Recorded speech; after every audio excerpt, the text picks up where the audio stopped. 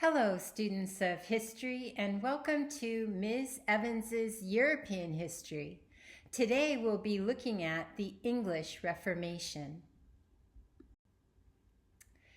At first, Henry VIII was a strong supporter of the Pope and the Catholic Church. He even defended Catholic teachings against Martin Luther. However, his desire for a male heir and his inability to obtain a papal annulment of his marriage to Catherine of Aragon eventually led him to reject papal authority and break with the Roman Catholic Church. Catherine of Aragon, the daughter of Ferdinand and Isabella of Spain, and the aunt of Holy Roman Emperor Charles V, was originally married to Henry VIII's older brother, Arthur, in a political alliance meant to strengthen ties between Spain and England. After Arthur's early death, Henry's father arranged for Catherine to marry Henry in order to maintain that important alliance. Because canon law forbade a man from marrying his brother's widow, a special dispensation was required, which was granted by Pope Julius II. Throughout her marriage to Henry, Catherine suffered several miscarriages and gave birth to only one surviving child, a daughter named Mary. Henry VIII became interested in one of Catherine's ladies-in-waiting, Anne Boleyn, and became determined to marry her. To do so, he sought a papal annulment of his marriage to Catherine. Pope Clement VII refused to grant the annulment. As you recall from the last slide, Henry's marriage to Catherine had originally been permitted by a special dispensation, and Catherine maintained that the marriage was valid. The Pope was also under political pressure from Catherine's powerful nephew, Holy Roman Emperor Charles V.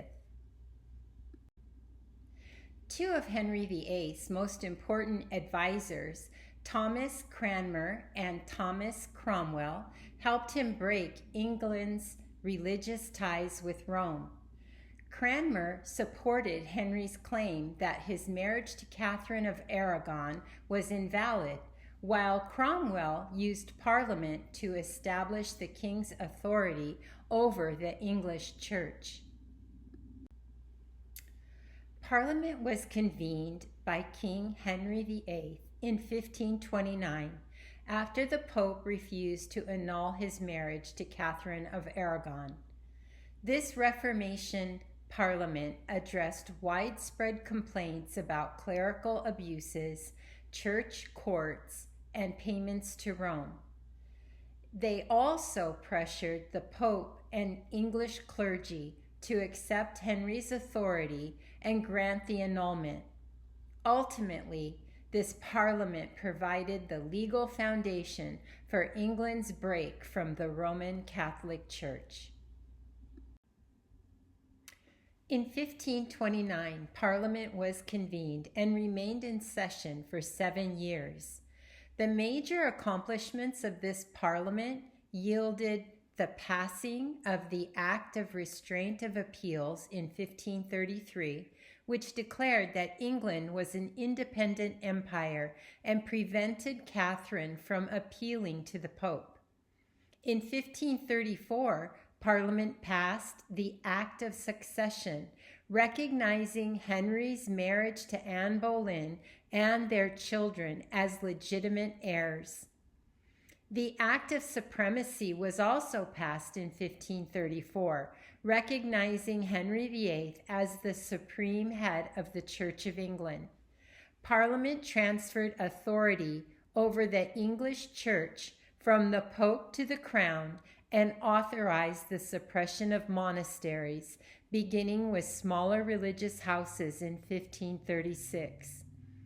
Although many traditional Catholic beliefs and practices initially remained unchanged, the changes instituted by the Parliament helped launch the English Reformation. Remember, we first encountered Thomas More during our study of Renaissance humanism. A close friend of Erasmus, More wrote Utopia, a humanist critique of contemporary European society. The book described an imaginary society guided by reason in which private property did not exist, goods were shared, and nearly everyone was expected to work. Through this fictional society, More examined problems such as poverty, inequality, political corruption, and religious intolerance. More became one of Henry VIII's most trusted officials and served as Lord Chancellor of England from 1529 to 1532. However, as a devout Catholic, he refused to recognize Henry as supreme head of the Church of England and would not accept the king's marriage to Anne Boleyn as lawful. After refusing to take the required oath recognizing these changes, More was convicted of treason and executed in July of 1535. Henry VIII's third wife, Jane Seymour, died in 1537, shortly after giving birth to the future Edward VI. Henry married his fourth wife, Anne of Cleves, on the advice of his advisor, Cromwell. The purpose of this marriage was to create an alliance with the Protestant princes of Germany. Neither the marriage nor the alliance worked out. As a result, the marriage was annulled by Parliament and Cromwell was executed. Henry had his fifth wife, Catherine Howard, beheaded for adultery. Henry's sixth wife, Catherine Parr, survived him. Of the 11 children fathered by Henry VIII, only 3 survived childhood. Mary, born in 1516, Elizabeth, born in 1533, and Edward, born in 1537. As mentioned in the last slide, King Edward VI of England was the son of Henry VIII and Jane Seymour. He became king at just 9 years old in 1547. Because of his young age, a regency council governed on his behalf during his reign. Edward VI was England's first monarch raised as a Protestant, and his reign saw significant advances in the Protestant Reformation in England. He died in 1553, and his half-sister, Mary I, succeeded him. Mary I, the daughter of Henry VIII and Catherine of Aragon, became queen in 1553. A devout Catholic, she worked to reverse the Protestant reforms made by her father and brother, Edward VI.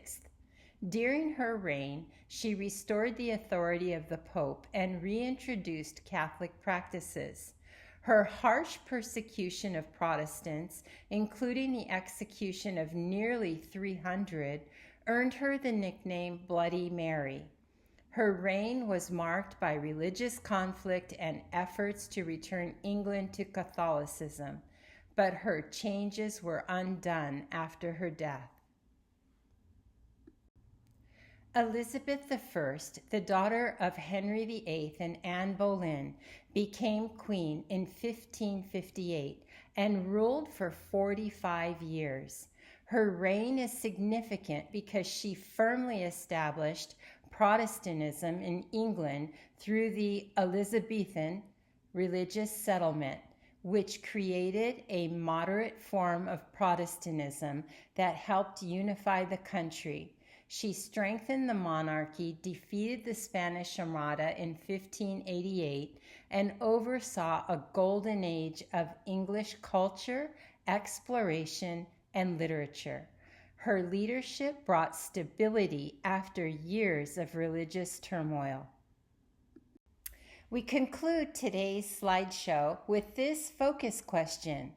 Why was the English Reformation a major turning point in England's religious and political development? Take a few minutes to ponder, review, and respond.